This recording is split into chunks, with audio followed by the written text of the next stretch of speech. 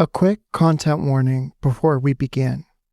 Parts of this episode touch on difficult subjects, including suicide, child abuse, domestic violence, and sexual assault. We hold these moments with care, but wanted you to know before going in. Thank you.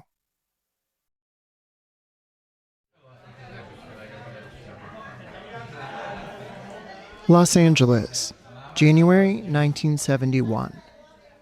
Francis Ford Coppola is standing inside a house on Mulholland Drive, waiting for an experiment to begin. Around him, a small crew is setting up the cameras. On a nearby table sit Italian meats, cheeses, and cigars. Props, technically. Something to help an actor step into the world of Coppola's new film, a story about the aging head of a powerful crime family. It's early morning, earlier than Marlon Brando, the man Coppola has come to see, usually likes to receive visitors. For months, Coppola has been fighting Paramount to cast Brando in the role of Don Vito Corleone. There was a time when Brando's name could open almost any door in Hollywood. When the industry spoke about him, it spoke about a gift. Something rare. Something that had changed the way American actors worked. Now, after a decade of expensive failures, troubled productions, and stories about an actor who ignored scripts, resisted direction, and did whatever he wanted once the cameras rolled, the name Marlon Brando means something else completely. Difficult, unreliable, box office poison. And people are questioning whether Marlon Brando's gift has disappeared. To Coppola, none of that changes the fact that Brando is still the only actor who can play the part. And to Paramount, it's exactly why he shouldn't. The studio had made its position clear. No Brando. But Coppola kept pushing. And eventually, Paramount gave him an opening. If Brando could prove himself on camera, they'd consider it. Coppola knows better than to tell Marlon Brando that Paramount has demanded a screen test. So instead, he's framed it as something loose. A chance to try out some things on tape, see what happens. Because they're not here for an audition. Definitely not. Not officially. Somewhere deeper inside the house, a door opens. Marlon Brando walks into the room wearing a Japanese robe, his long blonde hair falling around his face. Without a word, he looks around, clocks the camera, the crew, the table covered in meats and cheeses. Whatever Coppola has called this meeting, the flicker of recognition across Brando's face suggests he understands exactly what's going on. So he gets to work. He pulls back his long blonde hair and darkens it with shoe polish. He stuffs pieces of tissue into his cheeks, widening his jaw, giving his face a heavy bulldog look. He lowers his voice into a rough, breathy rasp, softening the words until everyone in the room has to lean in to listen. By the time the camera rolls, the man sitting in front of Coppola barely resembles Marlon Brando. He looks older, broader, more imposing. Over the next few minutes, he delivers a performance so complete, so assured, that the question of whether he can still do the job begins to seem almost, well, absurd. By the time the camera stops rolling, Coppola is certain that he no longer has a screen test. He has Don Corleone. And standing in that living room, on Mulholland Drive, Coppola is certain of something else. Marlon Brando's gift never disappeared. He simply decided to use it again.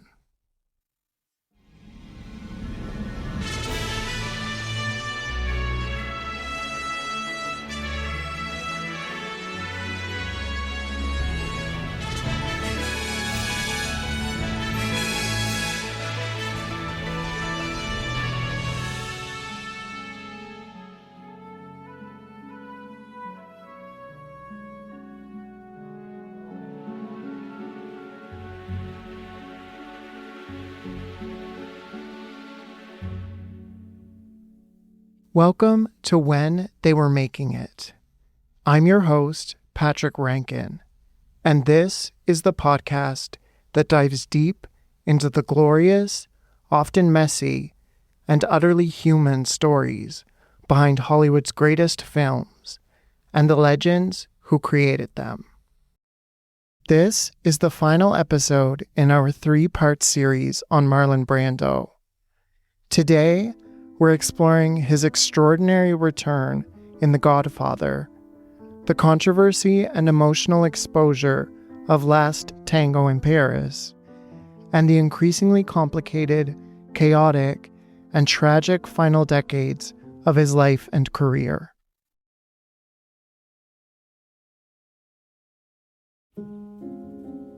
There's a word Hollywood uses for actors whose films stop making money. Unbankable. It doesn't mean untalented. It doesn't mean forgotten. It means the calculation has been run and the number that comes back is wrong. It means the studios have decided whatever someone brings to a picture, it isn't worth what costs it to insure them, manage them, and wait for them. By 1969, that word belonged to Marlon Brando. The math was simple and brutal. He had not had a box office hit since The Young Lions, 11 years earlier in 1958. The decade that followed had been one expensive failure after another. It wasn't just the money. Every studio in Hollywood had heard the stories, the delays, the arguments, directors who'd worked with him once and refused to again. Producers who'd watched budgets double while he searched for the version of a scene only he could see. Robert Evans, Paramount's production chief, would put it in 7 words: Marlon is as dead as could be. Brando had his own name for this period: the F*** you years.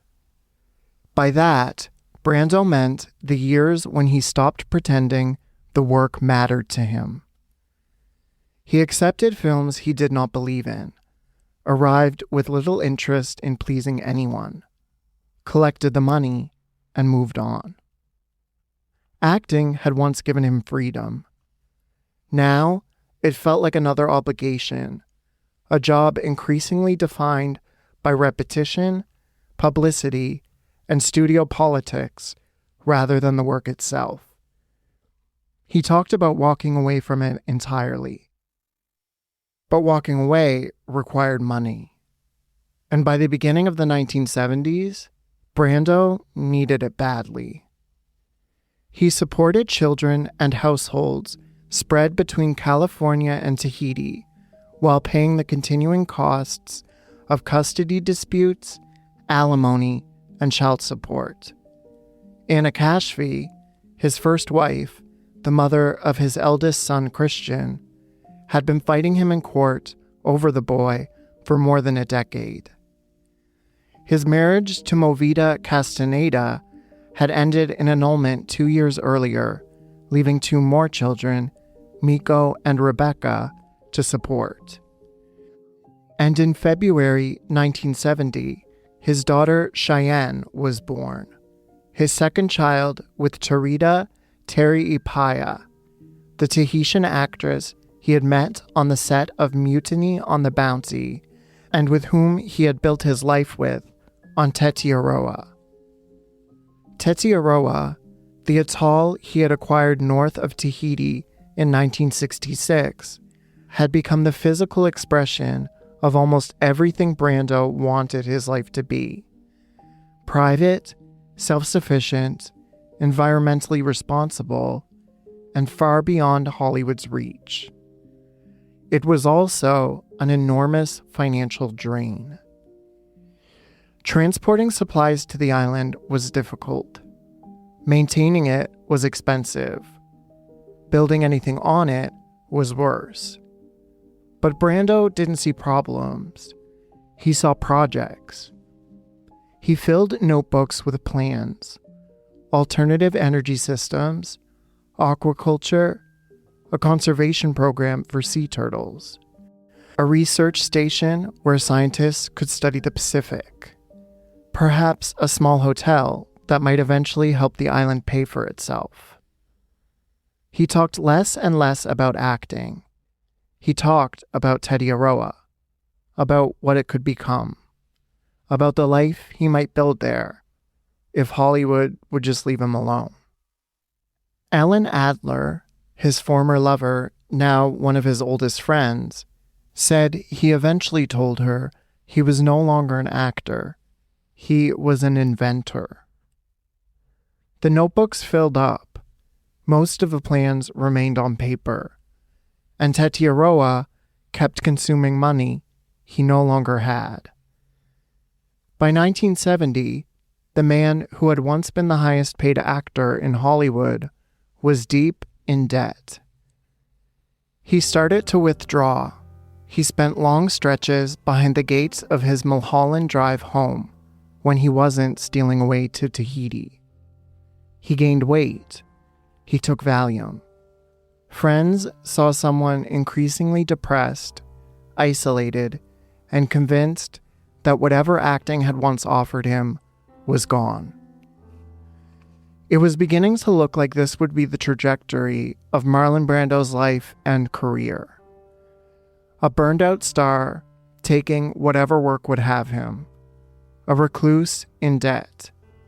A man filling notebooks with plans for an island that was hard to reach. All of it adding up to one thing. A cautionary tale about what happened when genius couldn't get out of its own way. Then, on January 23rd, 1970, a package arrived at his home. Inside was a copy of a novel published the year before, The Godfather. Its author, Mario Puzo, had written the book while deep in debt of his own. The novel turned the inner workings of an Italian-American crime family into a sprawling story of business, inheritance, marriage, betrayal, and revenge, all organized around its aging head, Don Corleone. The book had become a phenomenon, and while Puzo was writing it, he had imagined one actor in the central role, Marlon Brando. In the letter accompanying the book, Puzo had told him he believed he was the only actor who could give Don Corleone the quiet force and irony the part required. Brando's first response was dismissive. According to his longtime secretary, Alice Marchak, Brando threw the letter away. "I'm not a mafia godfather," he said. He didn't think he could play the character convincingly, so he threw away the book without reading it. Marchak read the book, and she thought he was wrong. She saw what Brando had dismissed. Don Corleone was not a conventional gangster role. She began pushing him to reconsider. Puzo persisted too, and eventually Brando gave in and read both the novel and the screenplay. Somewhere in the reading, something shifted. Because what Brando found in Vito Corleone wasn't a gangster. It was a patriarch, a man of quiet authority, someone whose power was so complete he never needed to announce it. A man who had built something, who had a family that feared and loved him in equal measure, who communicated not through noise, but through presence. He would later say the mafia, to him, was just a metaphor. To Brando, it was American capitalism stripped of its respectable language. Power accumulated through loyalty, fear, favors, and the careful distribution of reward and punishment. He wanted the part. There was just one problem. Francis Ford Coppola was 31 years old when Paramount hired him to direct The Godfather. Not the studio's first choice, nor its second, and already under close watch. He had co-written the film Patton and won an Oscar for it. He had directed a handful of small, personal films and co-founded his own independent production company with a young filmmaker named George Lucas. He had taken the Godfather assignment, by his own admission, largely to pay off the debts his other ambitions had left behind. But he came to the project with his own ideas about casting. For the role of Don Corleone, his handwritten notes put Brando's name at the top of the list, underlined. Paramount had no intention of letting him play it. The studio had acquired The Godfather before the novel became a bestseller and was now preparing it as one of its most important productions. And arguably, the most important role was the Don. There were other possibilities. Laurence Olivier was discussed, Ernest Borgnine, Orson Welles, George C. Scott. But Coppola kept returning to Brando. As he later put it, if they were making a film about The Godfather, why not ask the greatest actor in the world to create him? The studio had its own question. Why hire a man with a decade of expensive failures, a reputation for delays, and years of behavior that had doubled budgets and ended careers? The insurance risk alone was enough to make executives nervous. The commercial record made it worse. Studio president Stanley Jaffe called Coppola in and delivered the verdict directly. As president of Paramount Pictures, I must tell you that under no circumstances will Marlon Brando appear in The Godfather, and I no longer wish to waste the company's time even discussing it. But Coppola kept pushing. He eventually wore them down to a compromise. Brando could be considered, but only on 3 conditions. He would accept a drastically reduced salary. He would post a personal bond against any delays or disruptions his behavior caused on set, and he would submit to a screen test. The screen test was the real humiliation. Brando was 46 years old. He had won an Academy Award. He had been one of the most renowned and highest paid actors in Hollywood. Actors of his stature did not take screen tests. So Coppola knew better than to call it that to Brando. He called it a makeup test, an experiment to test out the character.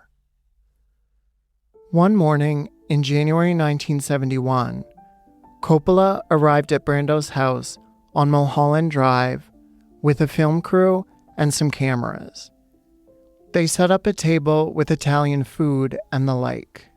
When Brando came into the room in a kimono, he seemed to realize what was going on.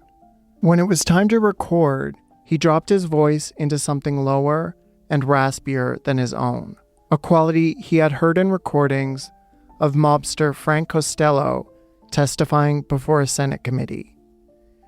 a low, slightly wheezing authority that seemed to come from somewhere deep and unhurried. He was building a specific kind of man, not a gangster, not a tyrant, a modest, quiet patriarch, part of, as he put it, the wave of immigrants who came to this country around the turn of the century and had to swim upstream to survive as best they could. A man with the same hopes and ambitions for his sons, Brando said, that Joseph P. Kennedy had for his. Coppola took the footage to New York and screened it for Charles Bluedorn, the head of Gulf and Western, Paramount's parent company, and the one man with the authority to override everyone beneath him. Bluedorn had begun the meeting opposed. As the tape played, he leaned forward. When it was over, he turned to Coppola. "Who was that?" Coppola told him. Bluedorn approved Marlon Brando for the part of Don Corleone, and everyone beneath him at Paramount fell into line. The man Hollywood had decided was finished was going to play the Godfather in the most anticipated film of the year. There were still conditions to honor. Brando would work for a fraction of the salary he had once commanded, with safeguards built around the studio's fear of his behavior. He agreed because he wanted the part. And, realistically, because he needed the work. In the spring of 1971, Marlon Brando reported to the Paramount lot. His reputation came with him. The crew knew the stories. Everyone did. And Coppola, in his early 30s and directing the biggest film of his career, had staked his credibility on the argument that Marlon Brando was worth the risk. Now, they would find out.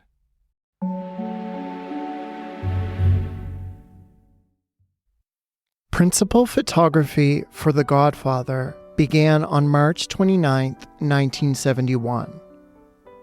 Around Brando, Coppola had assembled a largely unknown cast. Al Pacino, 30 years old, barely known outside New York theater, was Michael, the youngest Corleone son, whose transformation from family outsider to heir becomes the spine of the film. James Caan played Sonny, the eldest and most volatile. Robert Duvall was Tom Hagen, the family's adopted son and consigliere. Diane Keaton played Kay, Michael's girlfriend and the outsider looking into the Corleone world. Most of them had never carried a major Hollywood film. Before a single frame was shot, Coppola gathered the cast for 2 weeks of rehearsal, culminating in a dinner at Patsy's restaurant in Harlem. At this dinner, the cast started to naturally fall into the family roles Coppola had assigned them. Brando sat at the head of the table. Pacino, Caan, Duvall, and the others took their places around him. Pacino withdrew into Michael's silence. Caan cracked jokes, trying to make Brando laugh.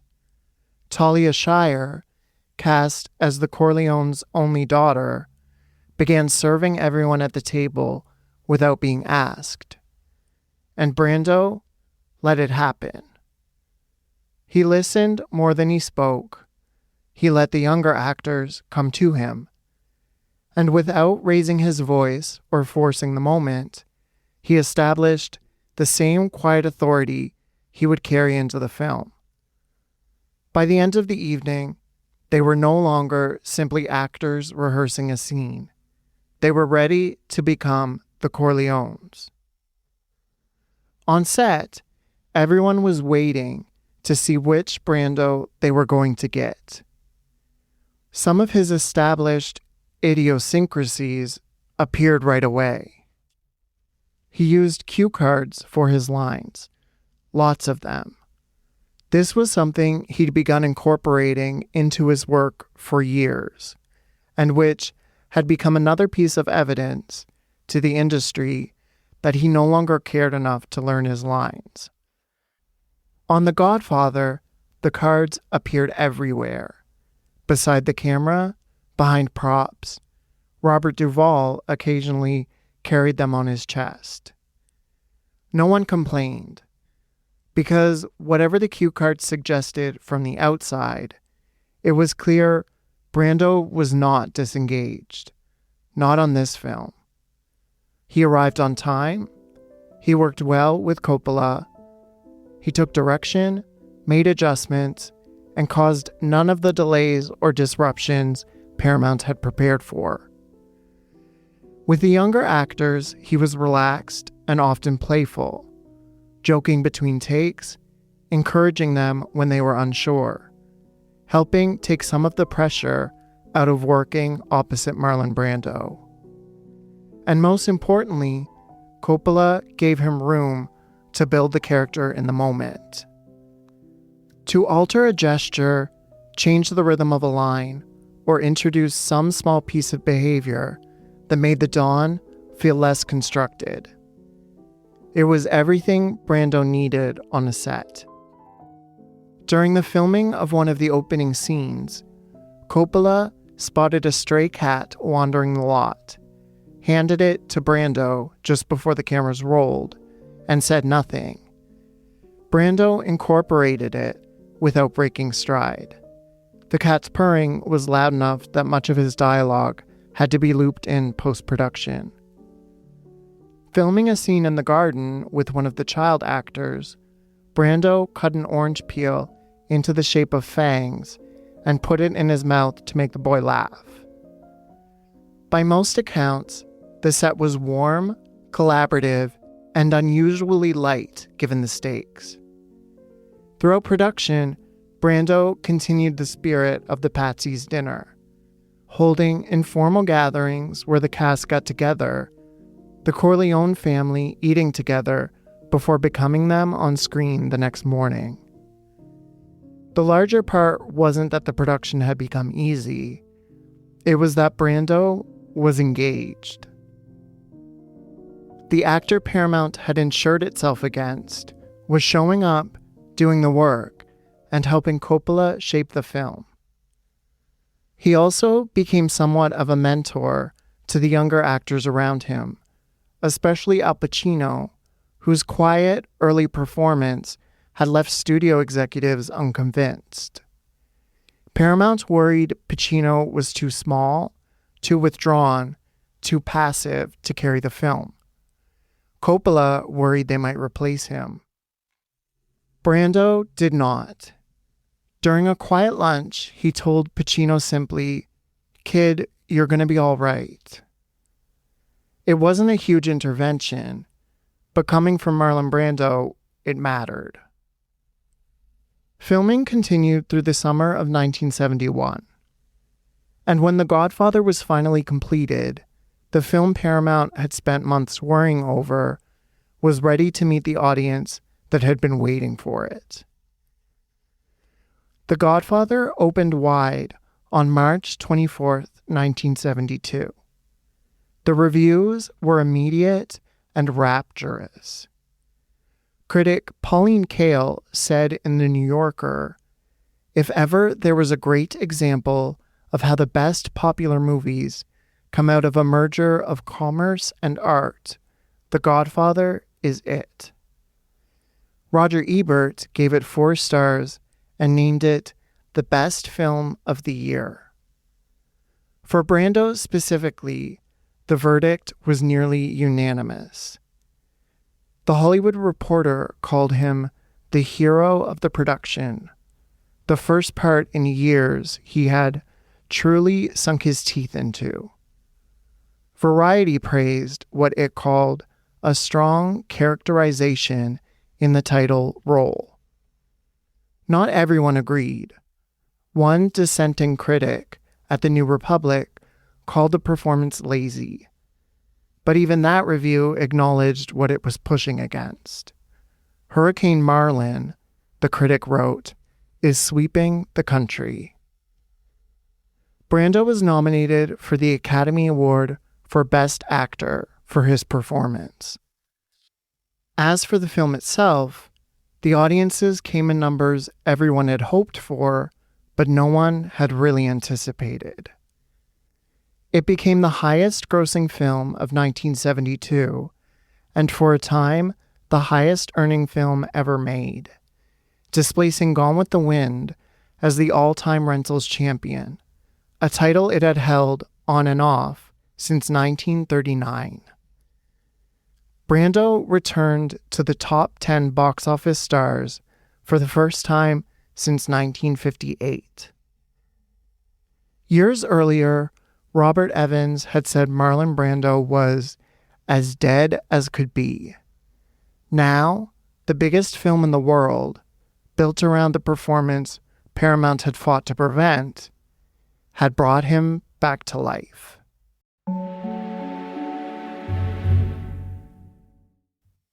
By the spring of 1972, Marlon Brando was back. Not gradually, not after years of careful rebuilding, almost overnight. The Godfather had restored everything he had lost. The reviews, the box office, the power to choose. The belief that, when he cared enough, there was still no one better. And Brando responded the way he responded to most things Hollywood offered him. With ambivalence, with suspicion, and almost immediately by doing something no one expected. By this time, Brando had already finished filming on his next picture, Last Tango in Paris. Its director was Bernardo Bertolucci, a 31-year-old Italian filmmaker whose film The Conformist had established him as one of the most exciting young directors in Europe. The film, Last Tango in Paris, had grown out of a private fantasy. A man and a woman meet in an empty Paris apartment, refuse to exchange names, and begin a sexual relationship built on the idea that nothing from their lives outside the room is allowed to enter it.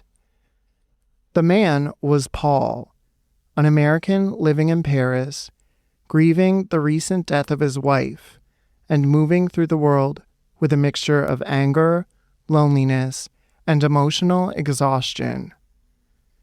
Bertolucci had not originally imagined Brando in the role.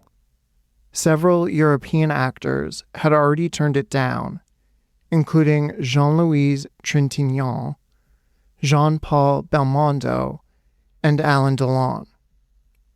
Eventually, producer Alberto Grimaldi suggested Brando. It was a complicated choice. Grimaldi was already pursuing legal action against Brando over delays and disputes surrounding the troubled production of 1969's Burn. But he believed Brando was right for Paul, so much so that, according to some accounts, he offered to drop the lawsuit if Brando agreed to make the film. Bertolucci flew to Los Angeles and presented Brando with the film's spare, almost plotless premise. Brando was interested enough to watch The Conformist, and afterward invited Bertolucci to remain in California. For nearly a month, the director visited Brando's home on Mulholland Drive almost every day. They spoke about childhood, parents, loneliness, sex, almost everything except the film they were preparing to make. That was partly the point. Bertolucci wasn't interested in giving Brando a finished character and asking him to reproduce it. He wanted Paul to emerge from Brando himself, from his memories, his anger, his family, and the parts of his life he rarely allowed into his work. The The two men were on exactly the same wavelength when it came to performance, suspicious of anything too polished, drawn instead to instinct, improvisation, and whatever felt emotionally dangerous in the moment. Brando signed on. The film was shot in Paris, almost entirely inside a single apartment on the Rue de l'Alboni in the 16th arrondissement. 7 weeks, largely in that one space, with a small crew and a script Brando was free to leave behind.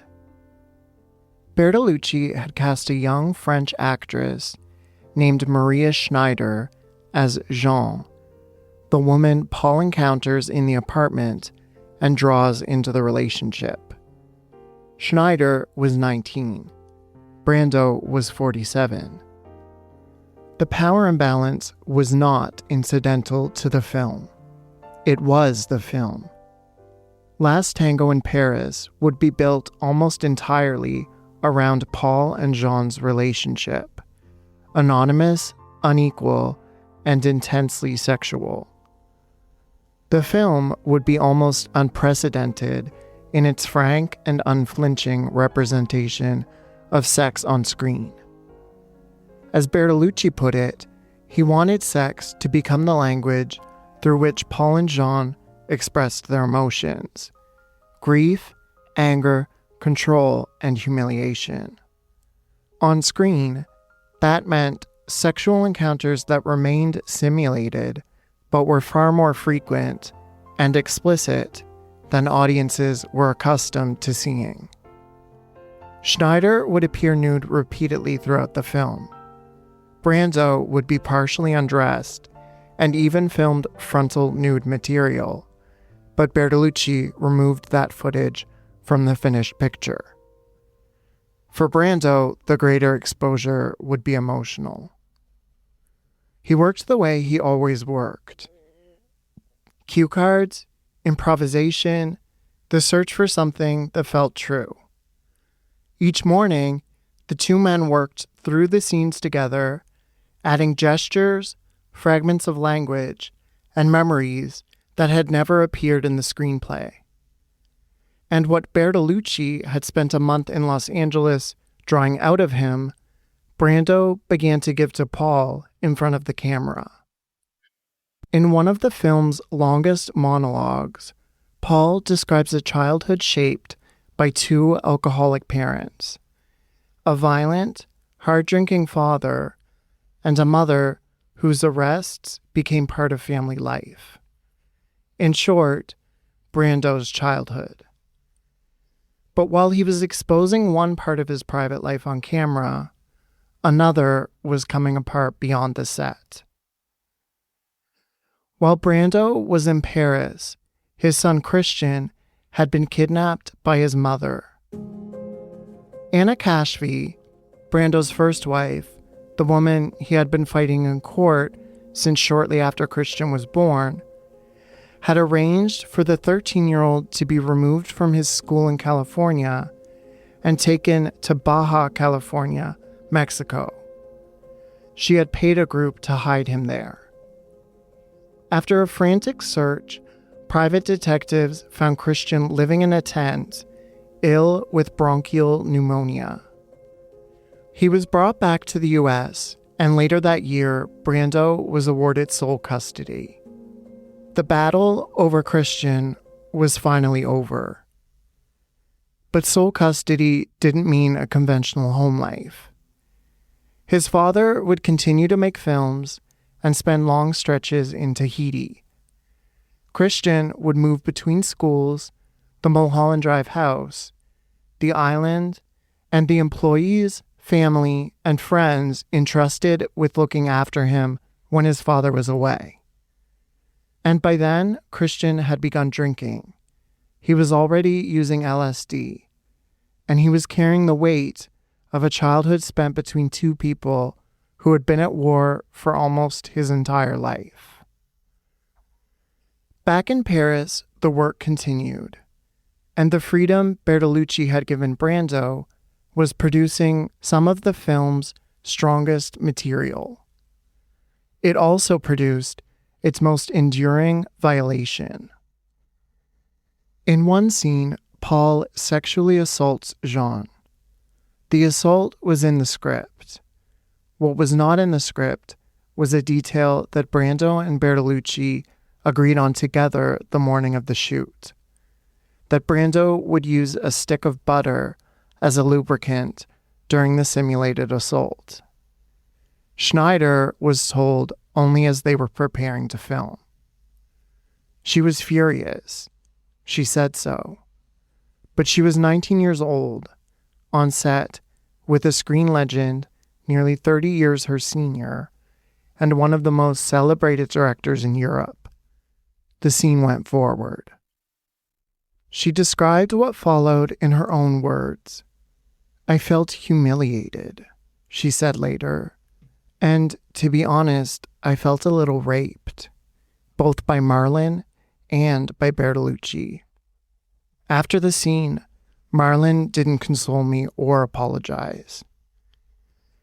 Bertolucci, asked about it years later, confirmed what had happened and why. He and Brando had concealed the detail from Schneider deliberately because, he said, "I wanted her reaction as a girl, not as an actress. I wanted her to react humiliated." He added, "I feel guilty, but I don't regret it." The fullest public reckoning with what happened came years after Brando's death, when Schneider described her experience in detail, and Bertolucci acknowledged that the butter had been deliberately concealed from her. Brando was no longer alive to answer for his role in it. What he did speak about, however, was the film itself, and what he felt it had cost him. Watching the finished cut, Brando felt he had given too much away. Bertolucci had drawn his autobiography out of him and put it on screen. His parents, his childhood, his grief. What had felt like liberation in a Paris apartment looked, in a darkened screening room, like something he couldn't take back. Schneider later said that Brando told her he felt manipulated by Bertolucci, that the film had drawn something out of him he hadn't fully consented to give. Brando didn't speak to Bertolucci for roughly 15 years. Maria Schneider never spoke to Bertolucci again at all. When Last Tango in Paris was released, the response was immediate.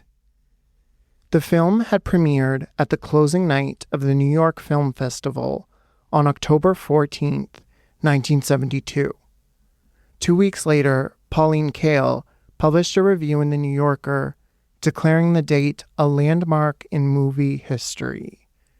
Comparable, she wrote, to the night Stravinsky's Rite of Spring was first performed in 1913.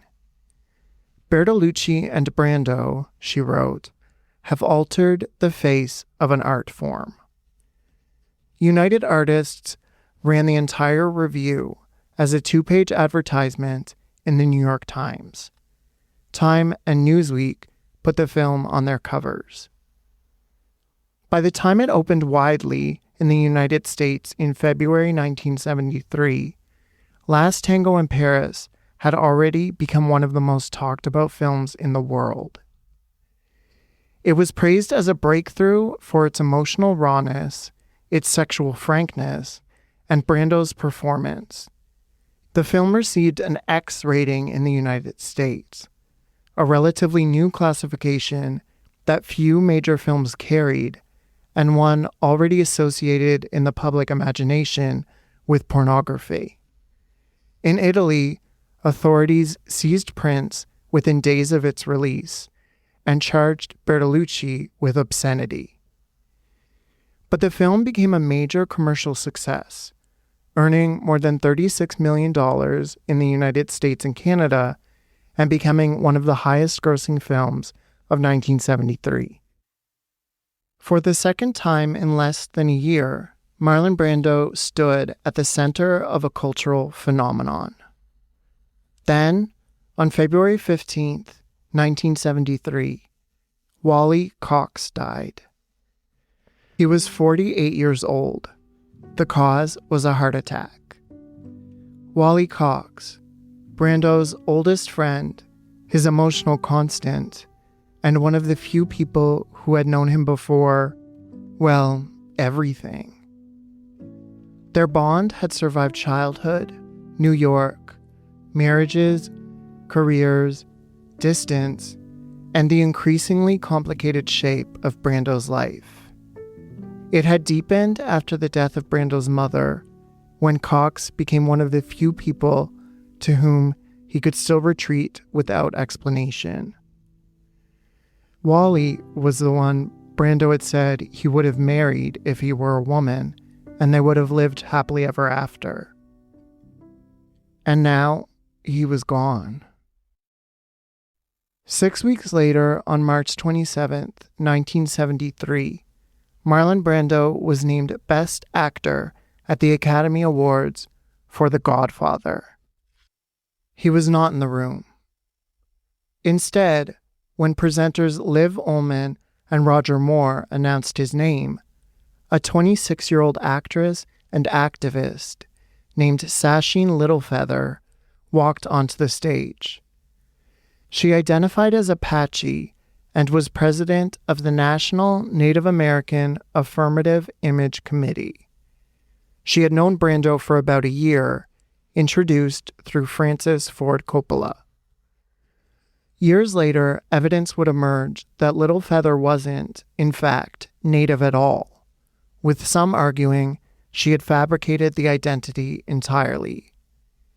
But that night, she was acting as Brando's representative, presented to the audience as a Native activist carrying his protests onto the most visible stage in Hollywood. Dressed in a buckskin dress and moccasins, Littlefeather raised one hand to refuse the Oscar Roger Moore offered her. She stepped to the microphone. Brando had given her an 8-page statement explaining his decision, intending for her to read it to the audience. But shortly before she went on stage, ceremony producer Howard Koch told her she would be given no more than 60 seconds to speak.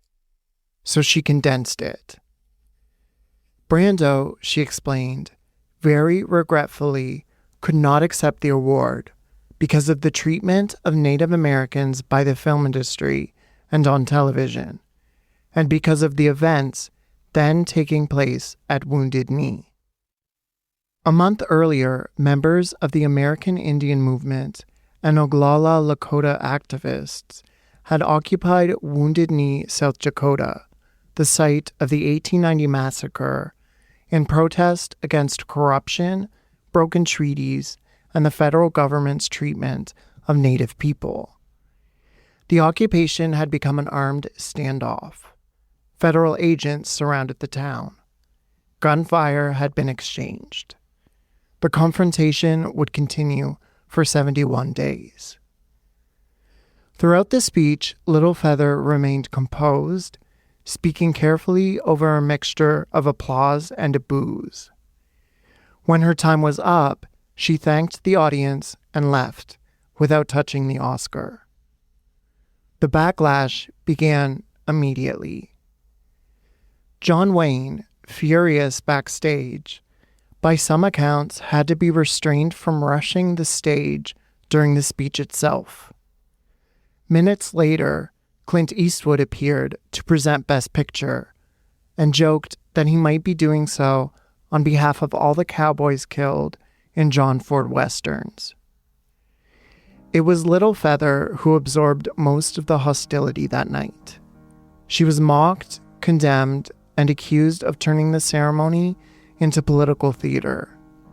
She later said the appearance left her effectively blacklisted in Hollywood. Nearly 50 years later, the Academy would formally apologize to her for the abuse and professional consequences she had endured.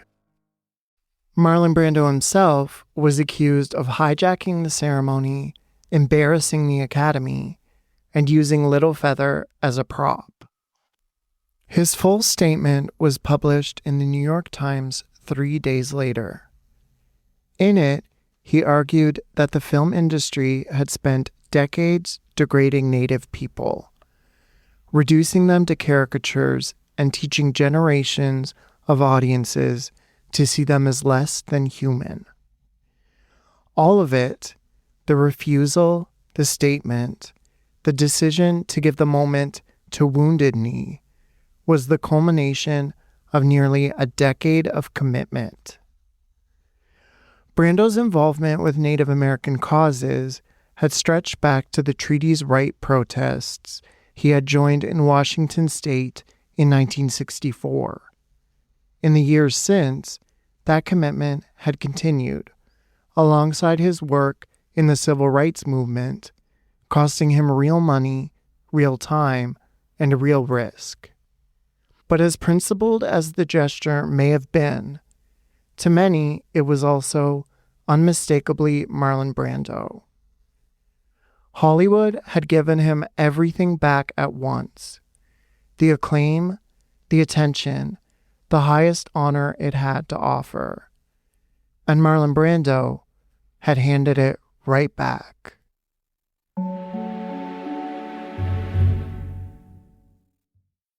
By all accounts, after Wally Cox died, Brando withdrew further into himself. He had returned from Tahiti when Cox died, at the request of Cox's widow, to take charge of the funeral arrangements. According to later accounts, he entered the wake through a back window and remained alone in the room where Cox had died, while the other mourners gathered elsewhere in the house. He took Cox's ashes and kept them, despite the family's objections. He would later say he spoke to them in his house. Then, when Cox's funeral was over, Brando retreated.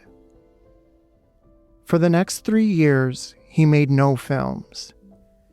He spent much of that time in Tahiti and on Tetiaroa. His romance with Tarita had ended by this point, though their lives remained connected through their children and the island.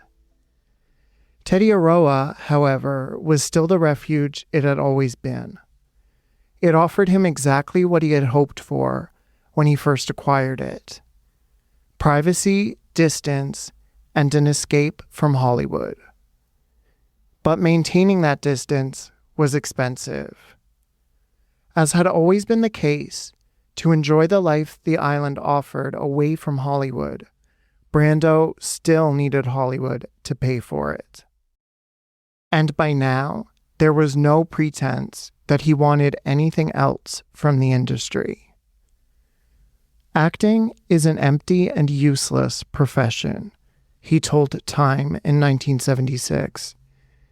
I do it for the money because for me, there is no pleasure. After Last Tango in Paris, he had no interest in exposing himself that way again. After the backlash to the Oscar refusal, he had even less interest in seeking Hollywood's approval. If anything, The Godfather and Last Tango in Paris had proved that audiences would still pay to see him. He was difficult, unpredictable, and increasingly resistant to the work, but he was still valuable. So, if Hollywood wanted Marlon Brando, they could have him, but it would have to be worth it. From then on, the terms were clear: enormous fees, limited schedules, and as much control over the process as he could secure. The first offer that met those conditions came from producer Elliot Kastner. The film was The Missouri Breaks, a revisionist Western about a wealthy Montana rancher who hires a professional regulator to hunt down a gang of horse thieves. Jack Nicholson, fresh off One Flew Over the Cuckoo's Nest, and now one of the biggest stars in Hollywood, had already signed on to play the gang's leader. For 5 weeks of work, Brando would be paid $1 million plus a percentage of the profits. Arthur Penn, whose Bonnie and Clyde had helped usher in the new Hollywood era, would direct. Brando accepted. On paper, it was an extraordinary pairing. Nicholson, one of the defining stars of this new Hollywood, opposite the actor who had helped make that Hollywood possible. But Brando had little interest in approaching the film conventionally. By then, he had largely checked out of the process. He played Robert E. Lee Clayton, the professional regulator hired to hunt down Nicholson's gang. Brando arrived with his own ideas for the character. They included shifting accents, eccentric costumes, including a granny dress and bonnet, and an improvised weapon combining a crucifix and a harpoon. Choices that seemed designed as much to entertain himself as to serve the film. Arthur Penn mostly let him proceed. The film opened in 1976 to divided reviews and disappointing box office returns. But Brando had worked 5 weeks, so he collected his $1 million and returned to his life. Then Francis Ford Coppola called. Coppola was making Apocalypse Now, a Vietnam War film built around Joseph Conrad's novella Heart of Darkness. Its story followed a special operations officer sent upriver into Cambodia to find and kill Walter E. Kurtz, a decorated American colonel who had gone mad in the jungle and made himself a god. Coppola wanted Brando to play Kurtz. It was the kind of role that once would have been impossible for Brando to resist. A man who had gone beyond the reach of civilization, seen something true about the world, and been destroyed by it, and now existed entirely outside the rules governing everyone else. Brando said yes, but this time the attraction was mainly financial. He would receive several $1 million for roughly 3 to 4 weeks of work, along with a percentage of the film's earnings. Brando arrived in the Philippines in September 1976 to a production already in crisis. The shoot had been plagued almost from the beginning. A typhoon had destroyed sets. Martin Sheen had suffered a heart attack on location. The schedule had expanded, the budget had swollen, and Coppola himself was close to collapse, later admitting that, even as he filmed, he still did not know how the movie would end. Then Marlon Brando arrived. Coppola had imagined Kurtz as a lean, hollowed-out soldier, a man consumed by the jungle and by whatever he had discovered there. Brando, however, arrived significantly and unexpectedly overweight. There were also immediate questions about whether he had prepared for the role at all.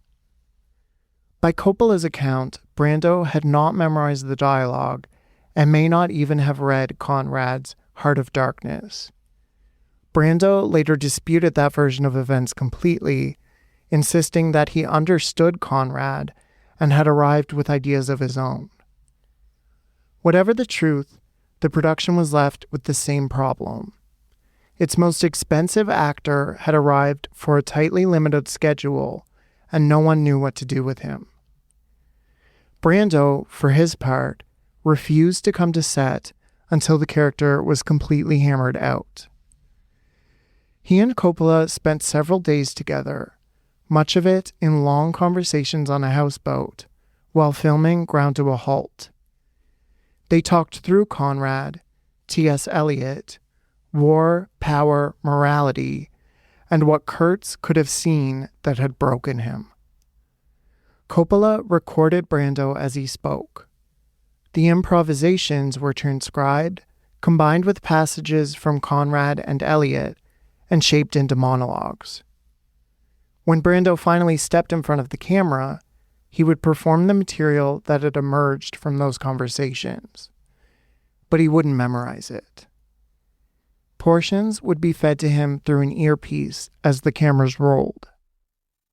Vittorio Storaro, the film's cinematographer, found a way to reconcile the Kurtz Coppola had imagined with Brando's weight. He photographed him almost entirely in shadow. Storaro embraced it as one of the film's defining visual strategies. Kurtz appearing only in fragments, half visible, half consumed by darkness. The process of the filming itself remained difficult. Brando worked only within the narrow limits of his contract. Dennis Hopper offended him by challenging whether he had read the source material. Brando, reportedly citing Hopper's manic energy from his daily and continued cocaine and alcohol use, responded by refusing to appear on set with him. Coppola filmed their exchanges separately. Somehow, through all of it, the production got what it needed. On Brando's final day, when the production asked him to return for one additional hour to film a close-up, Brando reportedly demanded $70,000. He explained his position simply. "I'm in the Marlon Brando business," he said. "I sell Marlon Brando." Apocalypse Now premiered at Cannes in May 1979, sharing the Palme d'Or. It opened in the United States that August and would go on to gross $150 million worldwide. Reviews were polarized. Storaro's cinematography was nearly universally praised, while Brando's Kurtz divided critics sharply. Some found the performance bloated and self-indulgent. Others found it compelling, Brando using little more than his voice, his face, and the darkness around him to make Kurtz feel larger than his screen time. Brando seemed unbothered either way. He'd already collected his paycheck and moved on. By the time he'd finished filming Apocalypse Now, Brando had already been cast in his next project, the film adaptation of Superman. The producers of Superman needed a big name to reassure investors the project was more than a children's picture. So they offered Brando the role of Jor-El, Superman's Kryptonian father, a role that would require roughly 13 days of work and would amount to less than 20 minutes of screen time. Brando accepted for $3.7 million and a percentage of the film's earnings. Christopher Reeve, the actor playing Superman, would receive $250,000. Brando once again came with ideas, including having Jor-El be shown on screen as a suitcase or a green bagel that spoke with his voice, suggestions director Richard Donner was able to talk him out of. He still refused to memorize his dialogue. Lines were placed on cue cards and, at times, like on The Godfather, on the chests of the actors standing opposite him. But he delivered. Donner, who had initially been outraged by his fee, later said, upon seeing the footage, that Brando was underpaid. Superman opened in 1978, and Brando's total compensation, including back end, would eventually reach an estimated $19 million.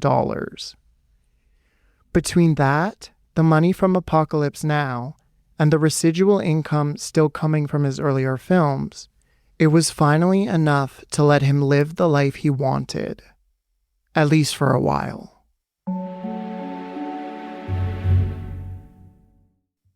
In 1980, Marlon Brando announced his retirement from acting. He had just completed The Formula, a conspiracy thriller that opened to poor reviews and disappointing box office. For most of the next decade, he kept his word. The years looked much like the periods between films had already begun to look. Long stretches on Tetiaroa, time at his Mulholland Drive home, experiments, ecological plans, family financial obligations, and the continuing attempt to make his island support itself. It never quite did.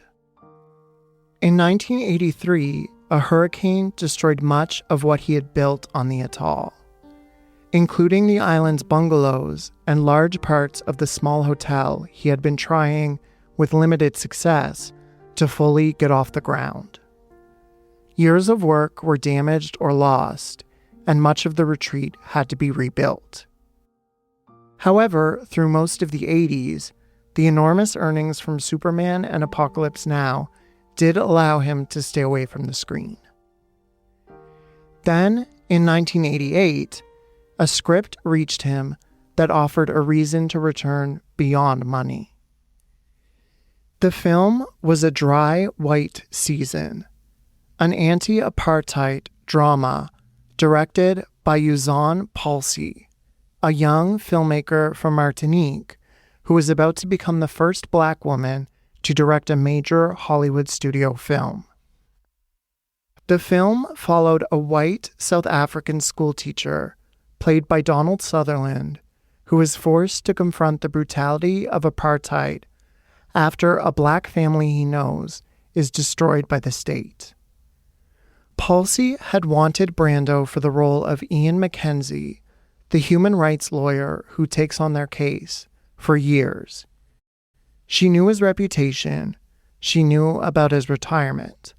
She pursued him anyway. When she finally reached him, she arranged a private screening of her previous film, Sugarcane Alley, a drama about a Black boy growing up amid poverty and colonial exploitation in 1930s Martinique. Brando watched it and called her back 3 days later. "I'm doing it," he said. "I want to leave my footprint in the South African soil." His terms would be completely different from his Superman days. He would work for union scale, $4,000, a fraction of his usual fee.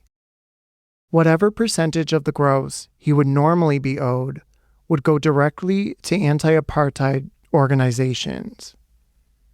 "Do you think I'm doing it for the money?" he told Palsy.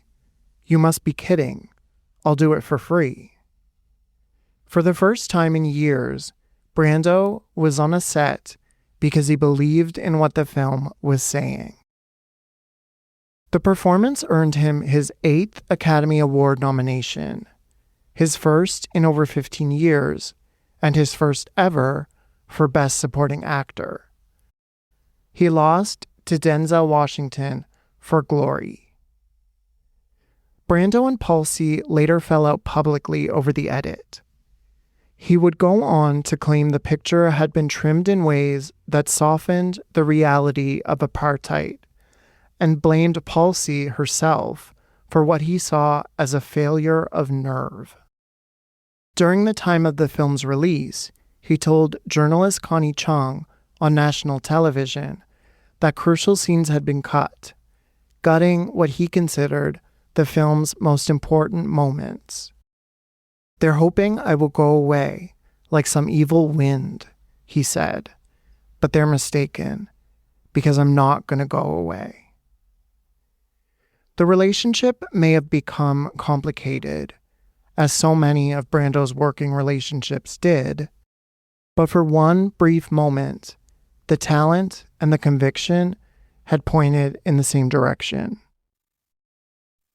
By this time, Brando's financial situation had caught up with him. He had to get back to work, and not just for moral purposes. In 1989, he traveled to Toronto to begin work on The Freshman, a comedy starring Matthew Broderick, in which Brando openly lampooned his performance as Don Corleone. It was during filming that Brando's sprawling and increasingly strained family life began its long collapse. By 1989, Brando's family was, as always, scattered across 2 countries and several households, and his relationship with each of them reflected a version of the same pattern: love that was real and presence that was not. Christian, Brando's eldest son with Anna Kashfi, was 31. He now worked as a welder and tree cutter, drank heavily, and divided his time between the Mulholland Drive house and a cabin in Washington State that Brando had bought him. He remained close to his father and fiercely protective of his younger siblings, but he was, admittedly, troubled, volatile, and difficult to reach. Miko and Rebecca, Brando's children with Movita, had grown up largely in Los Angeles. Miko now worked as Michael Jackson's bodyguard and remained one of the children most consistently present in Brando's life. Rebecca lived largely outside the public eye. There was also a new family taking shape in Los Angeles. Brando had begun a relationship with Maria Cristina Ruiz, his longtime housekeeper. Their daughter, Nina, was born in 1989. 2 sons, Miles and Timothy, would follow before the relationship ended in 2001. And in Tahiti were Tehotu and Cheyenne, Brando's children with Charita. Tehotu had built a quiet life around the islands. Cheyenne, now 19, had begun to pursue a modeling career and had grown increasingly resentful of the father she felt had been absent for much of her childhood. In August 1989, she called her father from Tahiti and asked to visit him on the set of The Freshman in Toronto. Brando refused. Angry and upset, Cheyenne took her boyfriend's Jeep and drove toward the airport at close to 100 miles an hour. She lost control and crashed. She survived, but the accident left her with a broken jaw, facial scarring, and a partially severed ear. Reconstructive surgery could repair some of it, not all of it. Her modeling career was over. Brando flew her to Los Angeles and joined her there, keeping a bedside vigil. But the physical damage was only part of what the crash had done. Cheyenne had been struggling before the accident, with depression, with drugs, and with other mental health struggles. The crash made all of it worse. She discovered she was pregnant shortly after. At Brando's insistence, she and her boyfriend, a young Tahitian man named Dog Drolet, the son of a prominent local politician, moved into his house on Mulholland Drive to await the birth. On the evening of May 16, 1990, Christian and Cheyenne had dinner together at Musso and Frank Grill on Hollywood Boulevard. Over dinner, Cheyenne told Christian that Dog was abusing her. Christian drove back to the Mulholland Drive house. He confronted Dog Drolet in the television room of his father's house. A gun was fired. Brando, who was home at the time, heard the shot and came downstairs.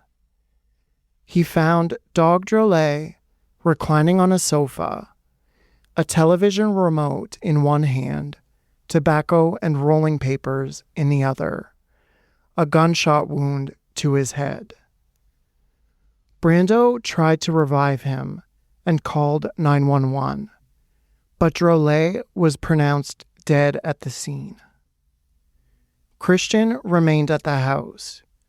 When police arrived, he admitted that he had fired the shot, though he insisted it had not been intentional. He was arrested and charged with first-degree murder. Christian's account was that he had gone downstairs to confront Dog, carrying a gun only to frighten him. During the confrontation, he said, the two men struggled and the weapon discharged. Prosecutors were skeptical. Drolet had been found reclining, undisturbed, with objects still in his hands. There were no signs of a struggle. Christian Brando was held on $10 million bail, later reduced to $2 million, as Brando assembled a legal team to defend him. Cheyenne, 8 months pregnant, fled to Tahiti within weeks of the shooting. She gave birth to a son, Tuki, in June. Prosecutors named her a material witness and fought to compel her testimony. In December 1990, a court permanently barred those efforts, declaring Cheyenne mentally incompetent to testify. Without Cheyenne's account, the prosecution faced serious difficulty proving premeditation. In January 1991, Christian Brando pleaded guilty to voluntary manslaughter. And on February 28, 1991, Marlon Brando took the stand at his son's sentencing hearing. He refused to swear on God. "I will not swear on God," he told the court, "because I do not believe in the conventional God."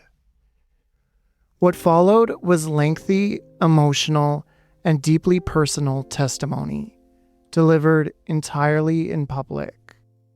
Brando spoke about Christian's childhood, the instability that had surrounded him, and the custody war with Anna Kashfi. At times he blamed Kashfi, calling her close to one of the unhappiest and cruelest people he had ever met. Then he pulled back. "You always tend to blame the other parent," he said, "but I know I could have done better. But I did the best I could."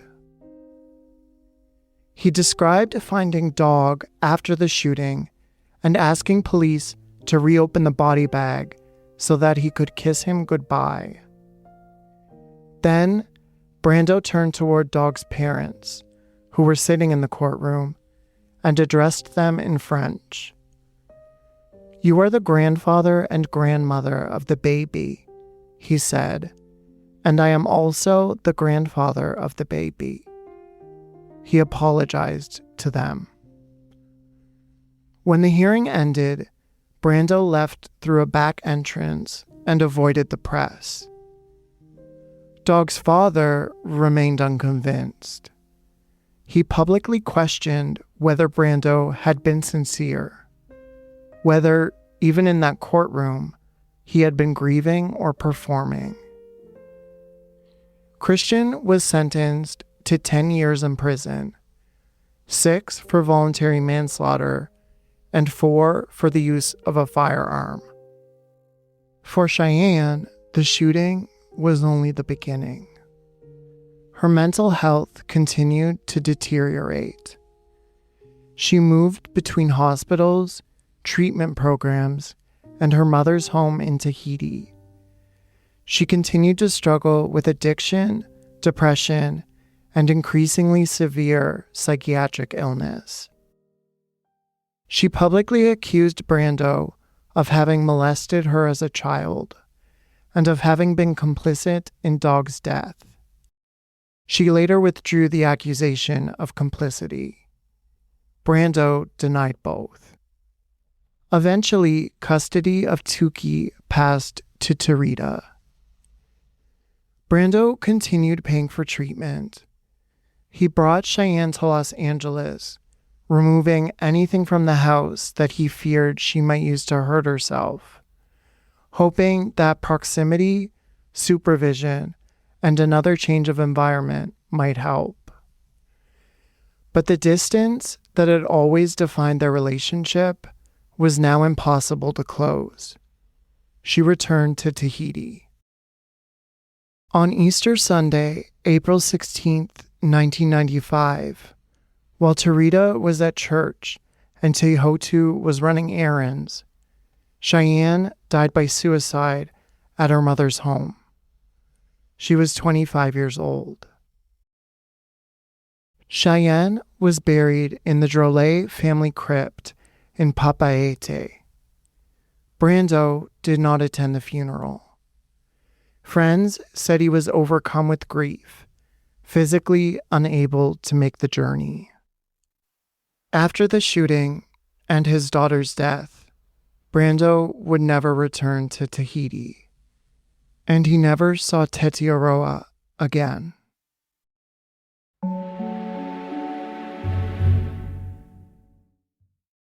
Three months after Cheyenne's death, Marlon Brando reported to the set of The Island of Dr. Moreau. The film had been in development for years, a big-budget adaptation of H.G. Wells' novel about a scientist who transforms animals into humans on a remote island. New Line Cinema had recruited Brando to play Moreau himself, and the budget had ballooned accordingly. It had been uncertain whether Brando would show up at all, but he did. He arrived in Australia roughly a week late, and once again found a production already collapsing. The original director, Richard Stanley, had been fired only days into shooting. John Frankenheimer, a veteran filmmaker, had been brought in to salvage what was quickly becoming an expensive disaster.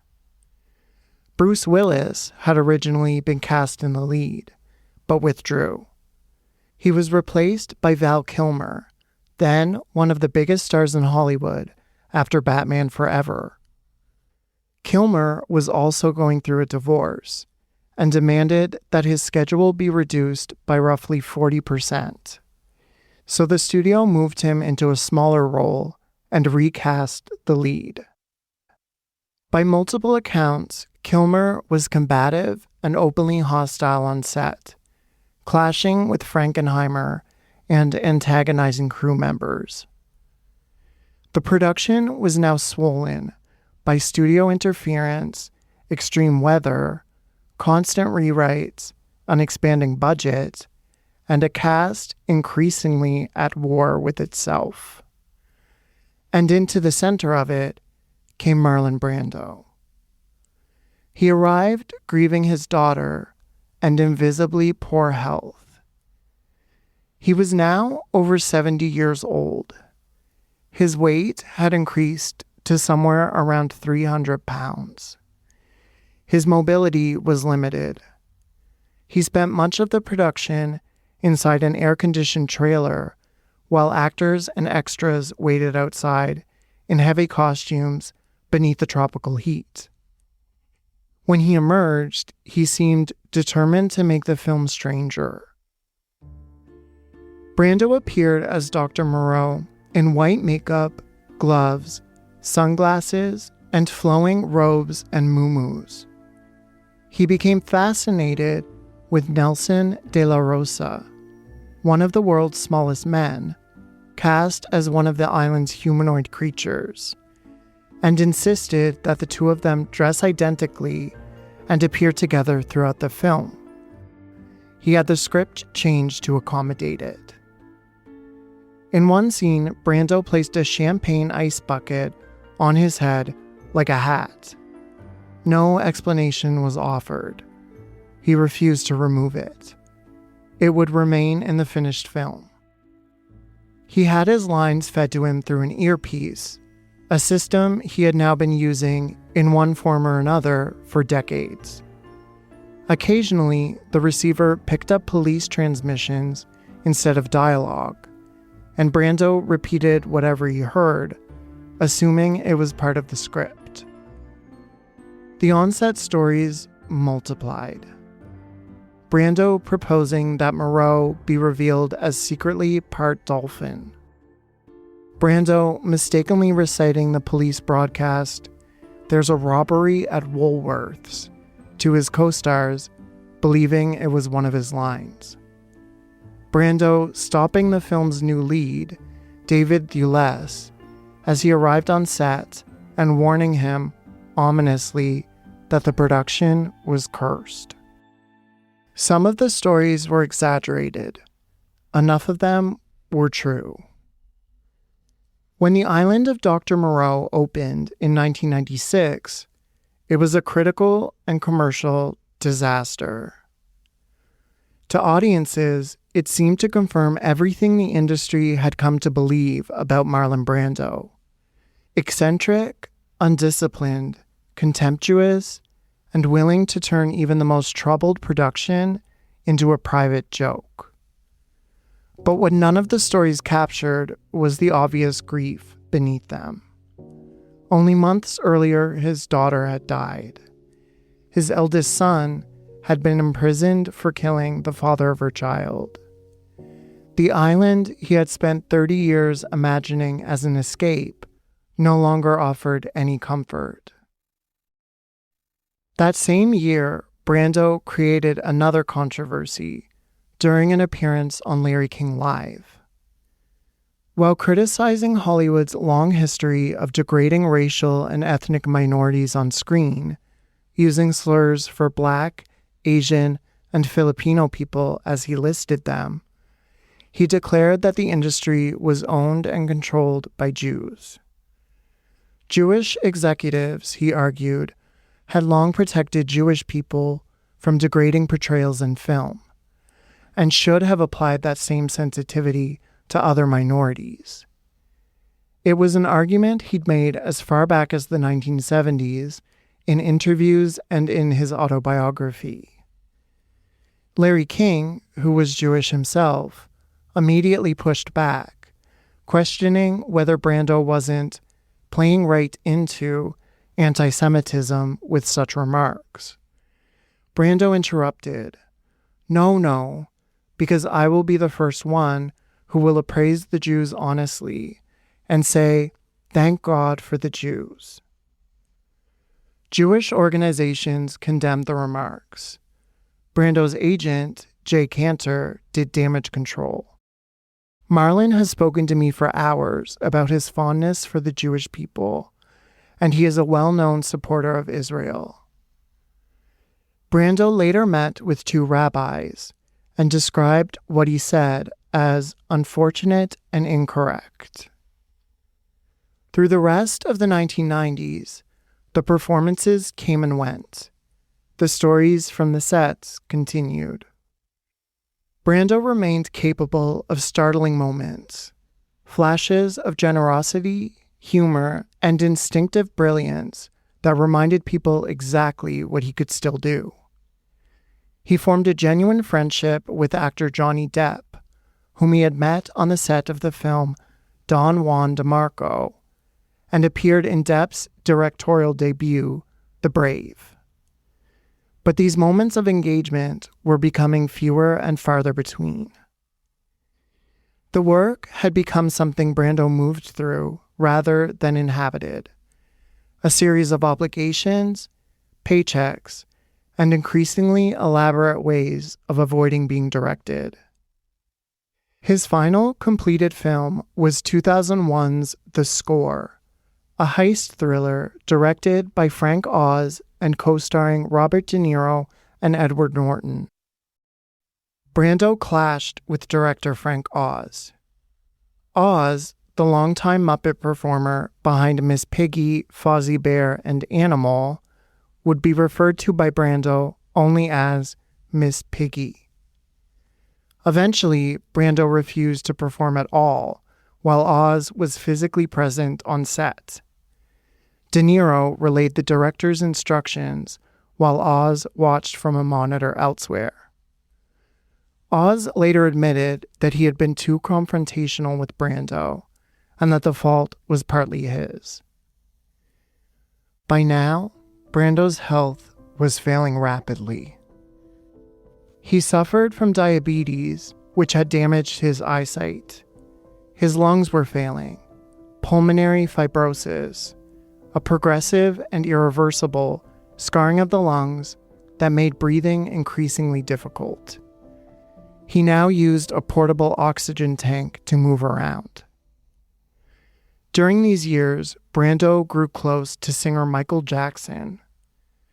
Miko, Brando's son and Jackson's bodyguard, arranged visits to Neverland, Jackson's private estate, where the two men, two of the most famous and most isolated people in the world, toured the grounds together by golf cart, Brando's oxygen tank beside him.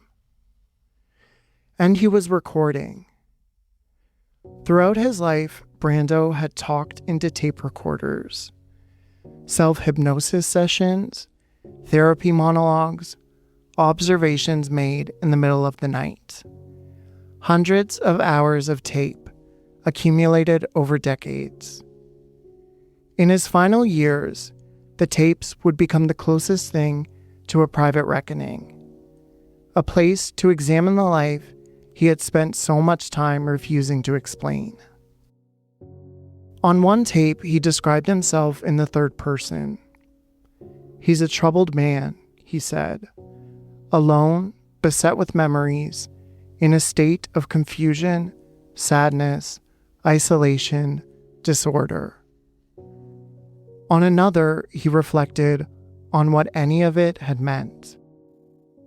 "You've got to be somebody," he said.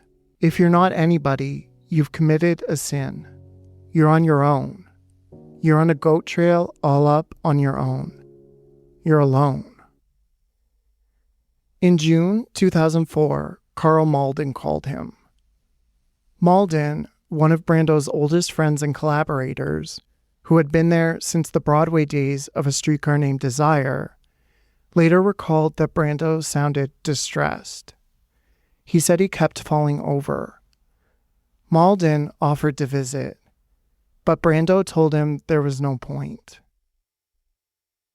Marlon Brando died on July 1st, 2004, at UCLA Medical Center of respiratory failure. He was 80 years old. There was no public funeral. A private memorial was held at the home of producer and longtime friend Mike Medavoy. Warren Beatty attended, Jack Nicholson, Sean Penn. The tributes were immediate. Al Pacino called him the greatest acting genius of our time. James Caan said Brando had influenced more young actors of his generation than any other performer. Jack Nicholson put it simply, "With my generation, it was always Marlon Brando." Brando was cremated. Some of his ashes were mixed with those of Wally Cox, the childhood friend whose remains Brando had kept for more than 30 years, and scattered in Death Valley, where the two men had once gone rock climbing together. The rest of his ashes were carried back across the Pacific and scattered in Tahiti, the place where Brando had once hoped to build a life beyond Hollywood, beyond fame, beyond the expectations that had followed him for most of his life. In his life, Marlon Brando had changed everything. How actors work, how audiences watched, what the camera could hold. He had done most of it before he was 30, and spent the next 50 years living with what that meant. He had been the most desired man in America and the most difficult man in Hollywood. A genuine activist and an absent father. A genius who called his own genius worthless. A man who tried to build a paradise in the Pacific and never got back to it. A life so large, so contradictory, and so stubbornly resistant to any single version of itself that it was almost inevitable that the myths would fill the space where the truth was too complicated to hold.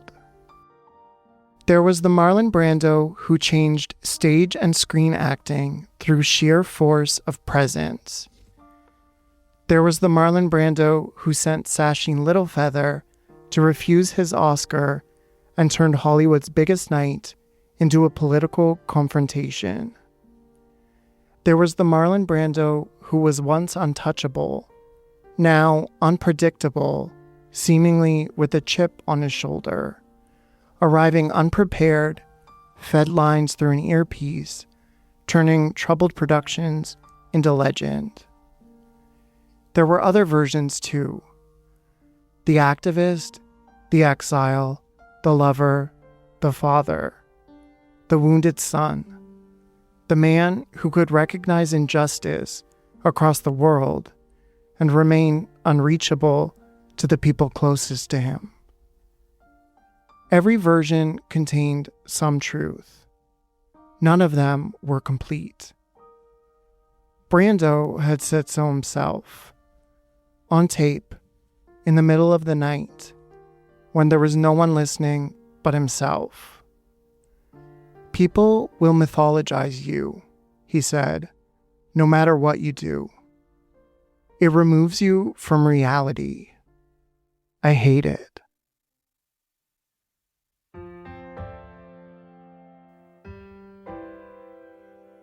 That's a wrap on this week's episode of When They Were Making It, and the final chapter in our 3-part series on Marlon Brando.